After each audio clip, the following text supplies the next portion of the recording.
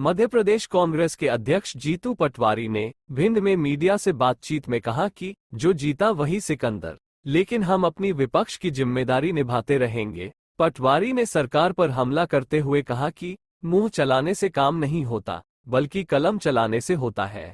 वचन पत्र में भाजपा ने जो वायदे किए उन्हें हम बराबर याद दिलाते रहेंगे। कांग्रेस अध्यक्ष ने कहा कि बीजेपी ने पहले शिवराज सिंह, उसके बाद प्रहलाद पटेल और नरेंद्र सिंह को बारी बारी से मुख्यमंत्री का चेहरा बनाया और वोट कवाड़े, लेकिन मुख्यमंत्री नए चेहरे को बना दिया। प्रदेश का मुख्यमंत्री दिल्ली से बना, यहां तक मंत्रिमंडल भी दिल्ली ने बनाया। बड़ा अजीब है, मुख्यमंत्री का अधिकार क्षेत्र भी छीन लिया। साफ है बीजेपी लोकतंत्र को राजतंत्र की तरफ ले जा रही है। वोट लिए, उनके नाम पे लिए, फिर मुख्यमंत्री इन्होंने प्रहलाद पटेल को बनाया, उनके नाम पे लिए, फिर नरेंद्र तोमर जी को बनाया, उनके अलग अलग नेताओं को अलग अलग जगह पे एक तरह से छला लोगों को, और फिर एक नया कार्ड खेला। उसको वो अपनी राजनीति भी कहते हैं, अपना सामर्थ्य भी कहते हैं, मोदी जी की हठधर्मिता भी कहते हैं, या जो भी वो उनके इंटरनल मामला है, पर ये तो धोखा है जनता। ये मैंने कहा, इसको बीजेपी मैनेजमेंट कहती है और हम जनता के साथ धोखा नहीं। आप देखो कि क्या कारण है। सबसे पहले क्वेश्चन लगने लगे हैं चुनाव की व्यवस्था पर, प्रणाली पर, ईवीएम पर। बात गलत है कि सही, वो सेकंड आएगी। फर्स्ट ये है कि लोकतंत्र व्यवस्था चलती भरोसे से, विश्वास से। उस व्यवस्था पे से विश्वास कम होने लगा, तो इसका मतलब है हमें चिंतित होना चाहिए, देश के आम नागरिक को होना चाहिए। विपक्ष की तो अपनी दायित्व है ही है, जनता का और आप जर्नलिस्टों का।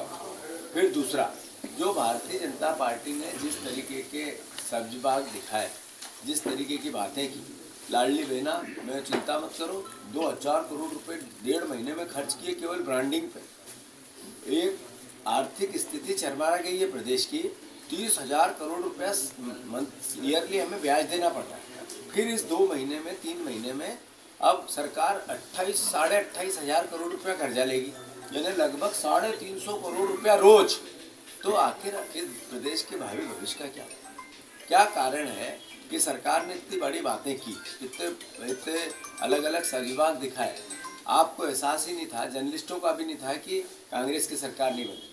आम आदमी को एहसास था कि कांग्रेस की सरकार बन रही, भरोसा नहीं हो रहा, शंका है। यही कारण है। लाडली बहना का भी हो सकता है, ईवीएम का भी हो सकता है, अलग अलग तरीके के और अलग अलग जगह पे हम इसकी समीक्षाएं लगातार कर रहे हैं, पर चिंता है देश को।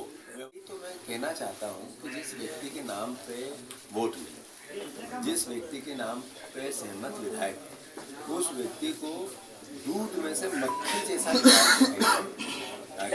शिवराज सिंह चौहान हमारे विपक्ष के हैं, विरोधी हैं, पर इसका मतलब व्यवस्था है तो इसी देश के नागरिक, इसी प्रदेश के नागरिक।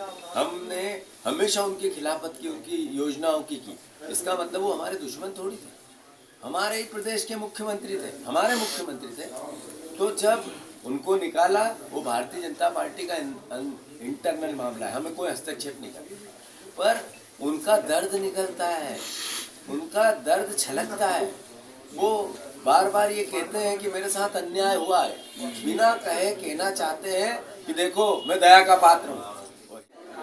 शिवराज जी ने जो 10 साल में किया, वो 10 साल में व्यापम दिया।